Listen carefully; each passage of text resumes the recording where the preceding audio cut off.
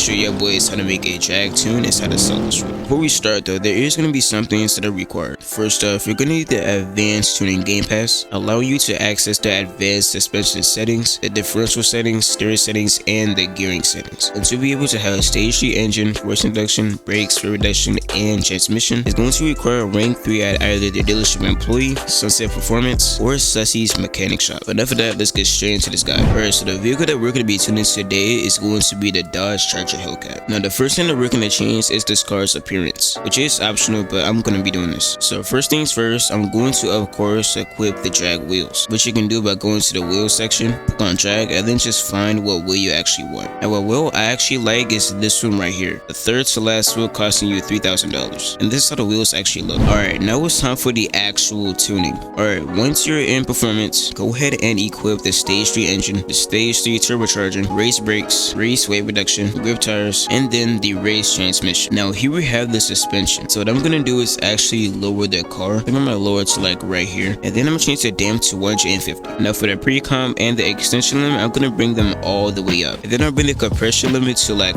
right under them, just like that. And if you want, you can actually lower the vehicle. I'll bring it to like around 3,000. Alright, now for the front, you're gonna pretty much do the same thing that we just did to the rear. We're gonna bring the damping to 150. Now for the pre-comp, I'm just gonna bring it all the way up, the extension limit all the way up, then the compression limit to 475, and I'll lower the front suspension a little bit. Alright, that's our suspension. The reason I did this is because once you add the suspension, this Hellcat is actually going to do a wheelie, which is what you see a lot in drag racing. Now for the wheel width, it's gonna be all up to you.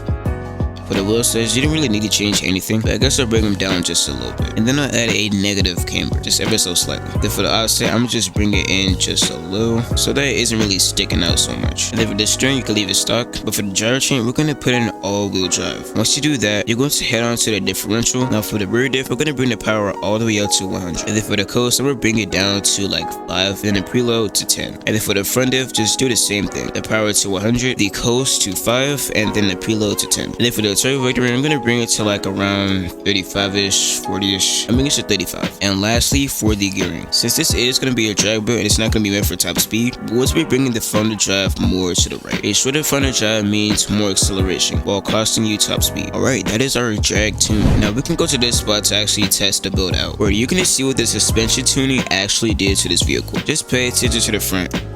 As you can see, the front went all the way up. Okay, I'm gonna try again. Now to actually get like the full potential of this car, especially for drag racing, I highly recommend that you go into semi, because when you go into auto, you notice that it actually shifts really low, if that makes any sense. I just like to use a semi because you know it's way more fun, but you can actually get the full potential of your car actually using semi. So here's how the car actually performs down this road. Alright, 3, 2, 1.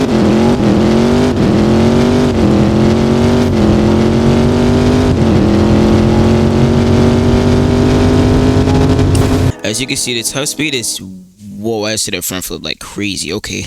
But as you saw, the top speed is actually going to top at 180. That is completely okay for drag racing, but you could always just change your vehicle. But at the end of the day, top speed is not really going to matter in drag racing, especially when you're down like a main road like this. That's the main purpose for drag racing builds. It's mainly for acceleration. So yeah, that is pretty much how you make a drag car in Southwest Florida. If you guys found this video helpful, be sure to drop a like, hit that subscribe button, and it would be greatly appreciated if you guys go ahead and join my Discord server. And if you'd like to check out a video where I show you guys how to make a sleeper build, check out this video right here.